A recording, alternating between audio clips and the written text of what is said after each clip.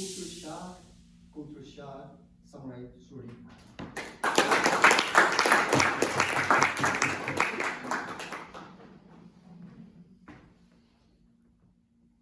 How many of you visited a different country, stayed there for a couple of months, and have experienced culture shock?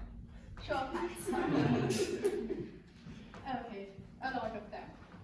I'm sure you will be able to relate to my story today. When I first came to America, which is a land of dreams for me, I was scared, I was terrified, and it was overwhelming for me to start with. And there have been many instances where I was embarrassed for not knowing some basic rules here. However, that being said, I was able to slowly transition from culture shock to culture comfort by following a process. Toastmasters and most welcome guests. Today, I would like to share with you some of my experiences that helped me to be the person I am here today. My first experience is with metrics. In US, we follow imperial system. And in India, back then, we follow metric system. And you might be wondering what's the differences? In US, it's miles, and in India, it's kilometers. In US, it's pounds, and here, it's kilograms. Fahrenheit in US, centigrade in India. Ounces in US, liters in India. It was confusing for me initially with all this metric system. And if someone asks me, Shruti, how is the weather in Florida? And I respond saying, it's very hot. I like the weather here. It's 24.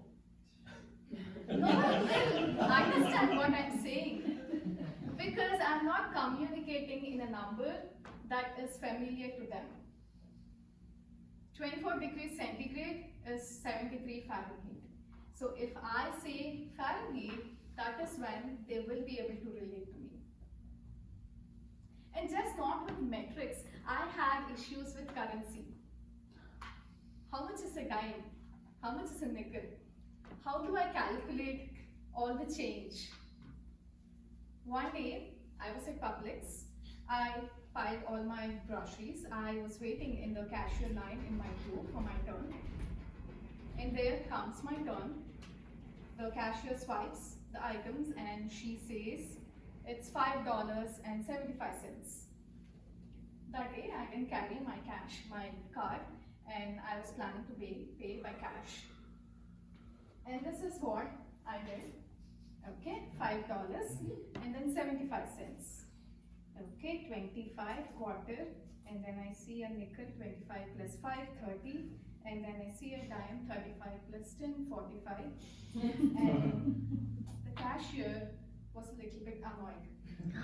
With this, I was taking ever. And there is a line that I was holding up. And what did I do? I told her that this is all the change that I have. Can you please take 75 cents from this and leave the rest? And everyone at the back, they were like, what is she doing? My whole purpose was, I don't want to annoy the cashier any further and don't want to hold up the line. It was difficult for me because it was a little embarrassing. Everyone was staring at me for counting the coins forever.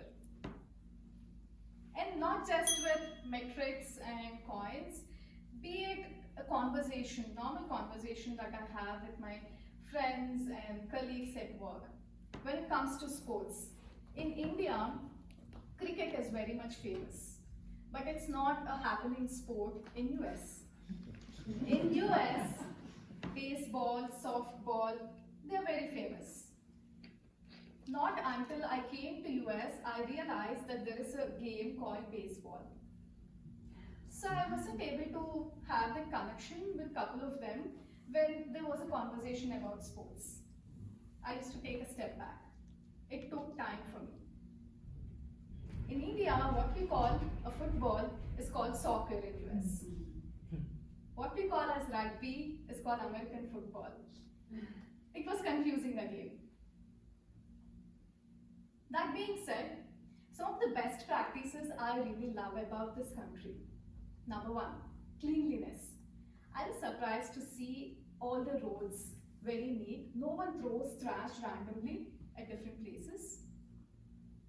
And every person contributes to a cleaner city and cleaner country. One thing that really amazed me, you might find it funny, is when I saw people pick up after their dog. Right? I did not see that happening, at least in India. And respect for pedestrians. If I'm in a parking lot crossing the street, I know I'm safe and secure because they stop for me to cross. Based on all these experiences, I have learned one thing, which is not to be opinionated and judgmental. Many things are different in different places and different countries, but they are not wrong. It's your perception. When I started to perceive these cultural differences as an opportunity for me to learn from the smallest things in life, I started enjoying and embracing American culture. And just not with culture shocks. It happens with anything in life, right? Be it a new beginning, like new job, new relationship, new business, you have to go through a process. You don't reach a final stage quickly. You start with the honeymoon phase where everything looks rosy, and then you negotiate with yourself, have the contention, and then you reach an acceptance stage. That is the final stage. What we want to focus on is to come out of our comfort zone, dive through these phases, and finally conquer our fear of newness. Toastmasters. Good evening, fellow Toastmasters, guests now becoming Toastmasters, and most particularly, Sruthi. Can you please tell me how to convert $3.50 to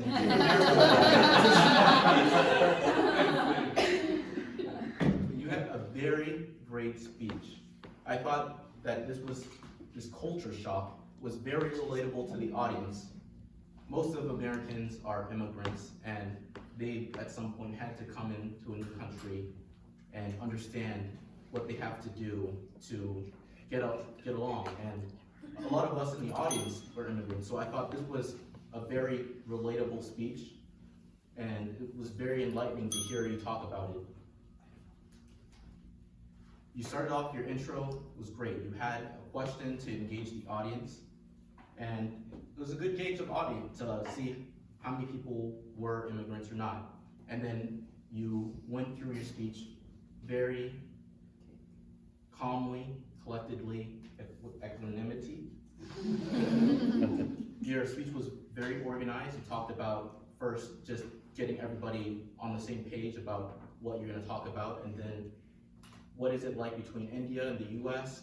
Then you talked about a comparison or a specific example when you were using the coins and trying to convert the dollars at the store, and then wrapping it up with saying, you said that,